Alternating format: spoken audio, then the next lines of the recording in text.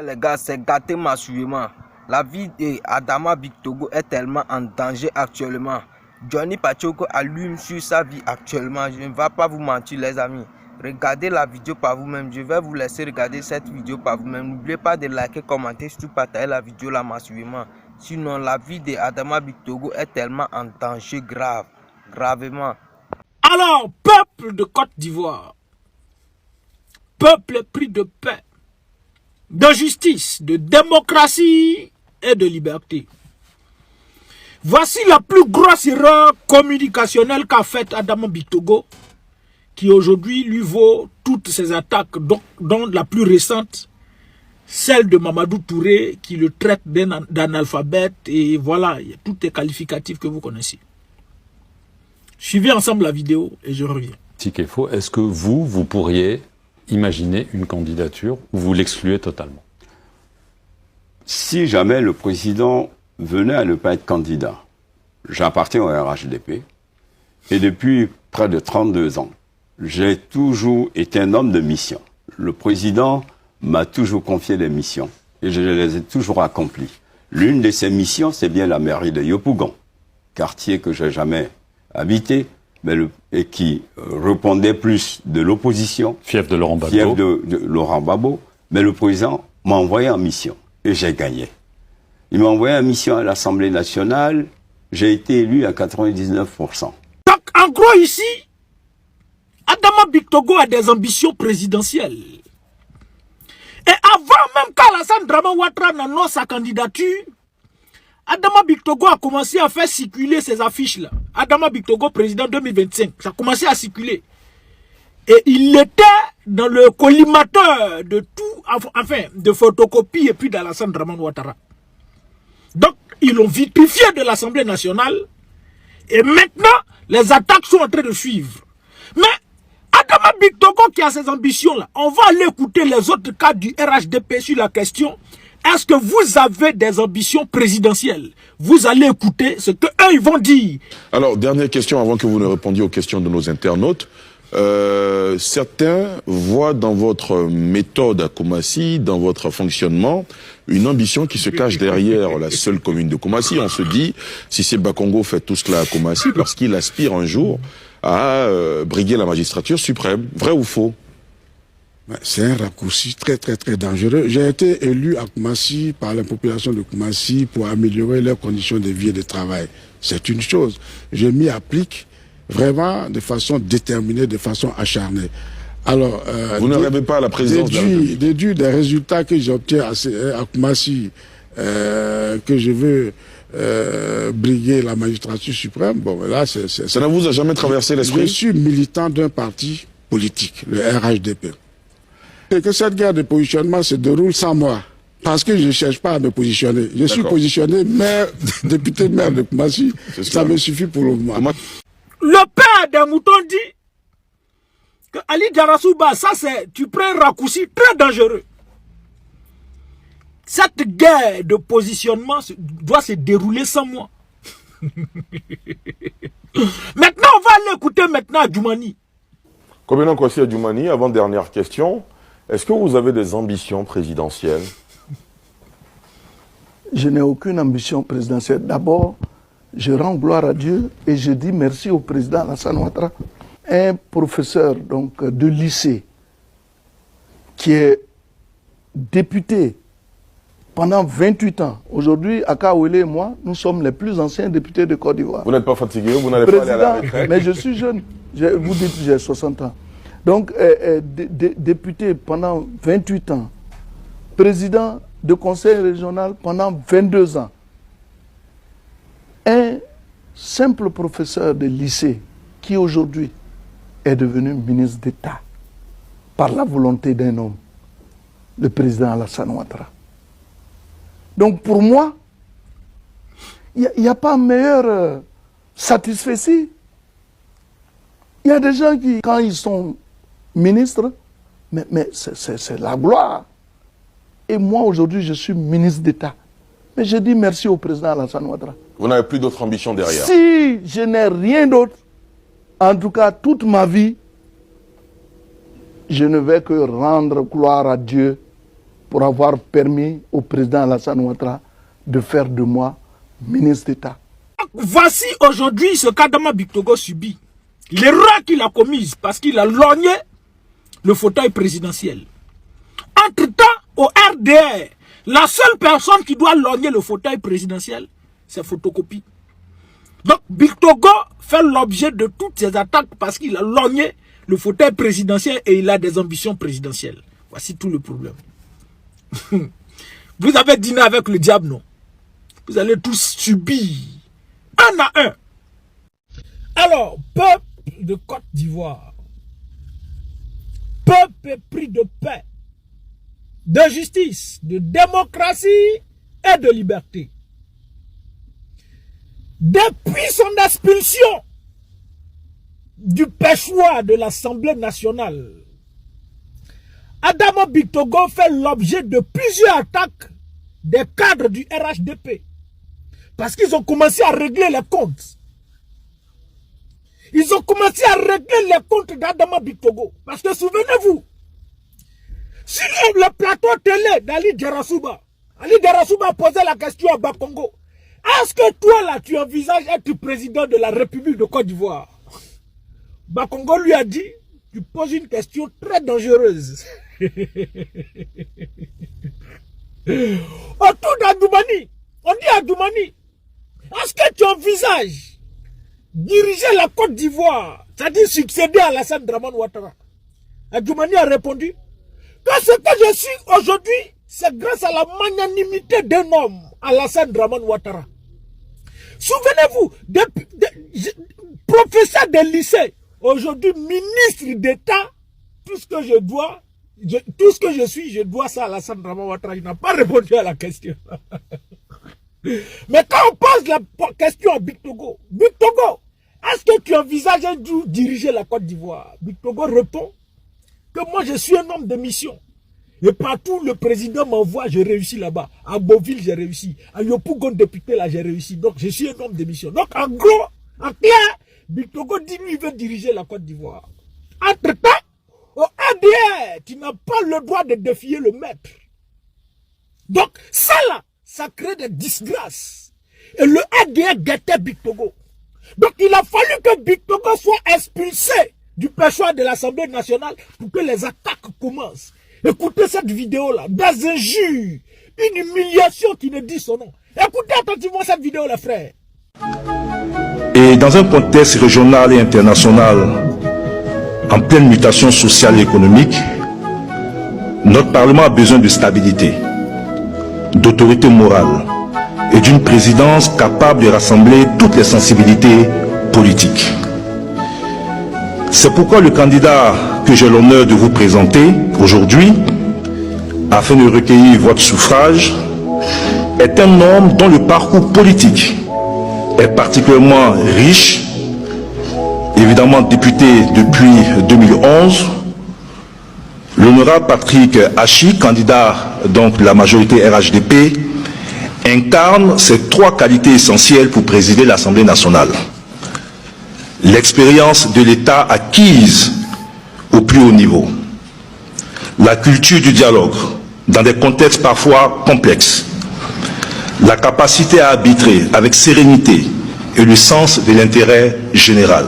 L'honorable Patrick Hachi a occupé plus récemment les fonctions de conférencier enseignant à Kennedy School of Government of University of Harvard aux États-Unis. Il a intégré l'équipe de 3 conseillers de haut niveau désignés par le président de la Banque mondiale et la directrice générale du Fonds monétaire international dans le cadre de la réforme de ces 2 institutions à l'horizon 2050. En ce qui concerne son parcours universitaire, il est titulaire d'un master de l'université de Stanford, diplômé de Suplec Paris, de la Sorbonne, de l'université de Cocody Abidjan. Chers collègues, Patrick Hachi connaît le fonctionnement réel de l'État, les équilibres politiques sensibles, la ligne rouge institutionnelle. Il a l'autorité naturelle pour tenir l'hémicycle, la crédibilité pour parler au gouvernement et il a le respect des partenaires nationaux et internationaux. Il ne vient pas pour dominer l'Assemblée nationale. Il vient pour servir, pour la servir, protéger et renforcer. Au regard de son expérience exceptionnelle et de ses statuts d'homme d'État, nous vous invitons, au-delà de nos appartenances et sensibilités politiques, à élire Patrick Jérôme Hachi à la tête de notre Assemblée nationale pour la législature 2026-2030. Je vous remercie. Notre Assemblée nationale a besoin d'une personne morale, de stabilité.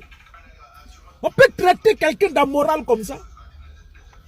On peut traiter quelqu'un d'analphabète comme ça. Patrick Hachi, lui, il a master en temps, il a enseigné en temps. Tout ça là, pour dire que Big Togo c'est un analphabète. C'est ça on dit quand tu dînes avec le diable là, tu es mort à vie là. Viens champion. Soro Kibafori Guillaume, lui il a libéré le tabouret là. Il est parti. Mais pour toi là, il peut avoir poison dedans. Big Togo s'est assoupi. N'a pas vu venir le marteau de Ouattara. Big Togo s'est assoupi, il n'a pas vu venir le caillou. Big Togo s'est assoupi, il n'a pas vu venir le moment où Alassane Dramane Ouattara allait le faire basculer dans le néant. Dans son chemin d'ambitieux, il a croisé les intentions d'un certain Téné Birahima Ouattara, alias La Fiole, connu pour son action extrêmement efficace dans le domaine des poisons mortels. Big Togo a donné l'impression qu'après Alassane Dramane Ouattara mort, il pouvait être parmi ceux qui aspireraient à incarner la continuité de l'abominable régime du RHDP. Ce fut son erreur fatale, ce fut son erreur mortelle. La même erreur qui fut commise par Amadou Gon Coulibaly à ses dépens, la même erreur qui fut commise par Ahmed Bakayoko, le Golden Boy, à ses dépens, cette erreur a été ouvertement commise par Adama Bocho Big Togo. À partir de cet instant, sa chute était programmée. C'est avec beaucoup de commisération que nous observons que nos prédictions, nos prévisions sur Big Togo s'accomplissent. Alassane Ouattara a réchauffé un vieux pneu crevé de la Ouattari. Le Premier ministre détourneur, flagorneur, fabricant de fonds spéciaux cachés dans les paradis fiscaux, Patrick Hachi. Alassane Dramane Ouattara a ramassé ce pneu crevé et l'a mis à la tête d'une Assemblée nationale qui ne sert à rien, uniquement pour humilier Adama Big Togo et lui dire merci à la manière de la Ouattari, c'est-à-dire en le giflant d'une manière sonore. Voilà donc le tabourettiste qui a été tabourettisé. Je recommence une deuxième fois. Voilà donc le tabourettiste Adama Bocho Big Togo qui a été tabourettisé.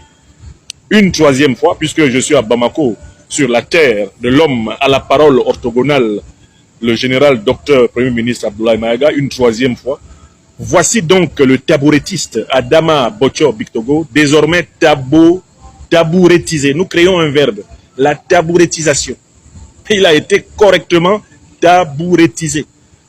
Le voilà donc contraint à libérer le tabouret qu'il croyait avoir conquis à tout jamais. D'où on doit conclure qu'Adama Big Togo est une figure contemporaine de Judas Iscariote, le traître biblique, celui qui livra le Christ en pensant que le Christ échapperait en tant que fils de Dieu et que lui empocherait tranquillement les 30 deniers de la trahison, avant de se rendre compte que sa livraison était en réalité une auto-livraison. Frères et sœurs, ils ont atteint leur objectif. Oui, Adama Big Togo, fiasco. Amadou Gon, fiasco. Ahmed Bakayoko, fiasco. Mabi Touakeuse, fiasco. Amontano, fiasco. Adjoumani, fiasco. Oui, ils ont atteint leur objectif. Ainsi, Adama Big Togo est conjugué au passé. Téné Birahima Ouattara, comme je vous l'avais dit, a déroulé sa machine. Aujourd'hui même, il était très heureux à l'Assemblée nationale. Oui, il n'a même pas salué, il n'a même pas voulu saluer, comme on appelle ça, Adama Big Togo. Il avait un sourire narquois. Il dit bien un sourire narquois. Un sourire hypocrite. Parce qu'il a réussi à mettre son bon gars à la tête de l'Assemblée nationale. Parce que Adama Big Togo a trop parlé. Passant sur la chaîne de télévision France 24, il a dit que lui, il était un homme de mission. Et que si M. Ouattara décidait de le désigner comme candidat, il était prêt. C'était ça qu'on était sûr qu'il est vraiment Ouattara qui l'attendait au tournant. Oui, frères et sœurs, aujourd'hui, ça a été le sacre de de Patrick Assi à la tête de l'hémicycle de Côte d'Ivoire. Parce que ils ont voulu la peau de Bitogo. Bitogo, selon eux, a beaucoup parlé. Bitogo, selon eux, avait des velléités de devenir président. N'oubliez pas que Amadou Gon, il a voulu être président, il a été désigné, la suite vous la connaissez. Ils ont accusé Mbappé à son âme d'avoir des velléités d'être président, vous connaissez la fin. Ils ont accusé Guillaume Soro d'avoir des intentions d'être président, vous connaissez la fin. D'ailleurs, on va écouter ces messieurs qui parlent si bien de ceux qui veulent être candidats au RADP. On l'écoute ensemble. On écoute. Est-ce que vous avez vu au sein du RADP quelqu'un lever le doigt qui veut être candidat? S'il l'a dit, peut-être c'est devant sa femme. Waouh. Est-ce que vous avez vu au RADP quelqu'un qui lève son doigt pour dire qu'il va être candidat? Non. S'il l'a dit, peut-être que c'est devant sa femme. Adjoumani a raison. Mais si tu le dis publiquement, si tu as des démarches, des intentions d'être président en Côte d'Ivoire, sous le RADP, ta place est où? Est au garage. Je ne peux pas dire est dans la tombe, ou bien en prison, ou bien en exil. En exil, avec le cas de M. Guillaume Soro. Dans la tombe, avec le cas de Ambak. Sans oublier, même les opposants qui veulent être candidats en Côte d'Ivoire sont persécutés, qui veulent être présidents sont persécutés, sont pourchassés. Aujourd'hui, c'est l'humiliation totale qui a été déversée chez Adama Bitogo. Parce que, selon les bruits de couloir, pardon, dans l'antichambre du RADP, ce qui se dit, c'est que Bitogo a beaucoup parlé. Et Bitogo s'opposerait à la candidature au Dauphinat qui va permettre à ce que Téné Birama Ouattara soit le successeur de son père, de son frère Alassane Dramane Ouattara. Et Téné Birama Ouattara a décidé d'écraser tous les potentiels candidats à l'élection présidentielle, pour ne pas dire pour succéder à M. Ouattara. Et donc lui, il s'est dit légitime pour pouvoir prendre les rênes, pour pouvoir prendre le trône. Et donc, Bitogo, qui avait des intentions, qui est le maire de Yopougon, député de Yopougon, qui était un influent cadre et dans l'œil du cyclone.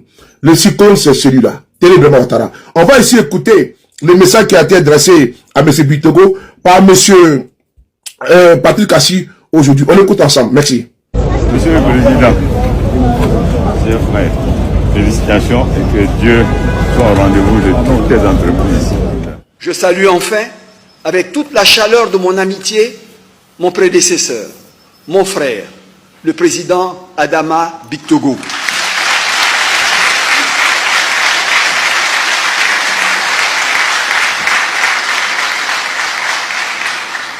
Cher Président, vous avez servi cette Assemblée avec dignité, engagement et sens des responsabilités. Vous laissez une institution modernisée, respectée et renforcée. Toutes et tous ici, par ma voix, vous rendons hommage pour l'immense travail accompli et pour l'héritage institutionnel majeur que vous nous transmettez. Sachez que nous saurons le préserver. Second bon applaudissement pour Adama Bictogo.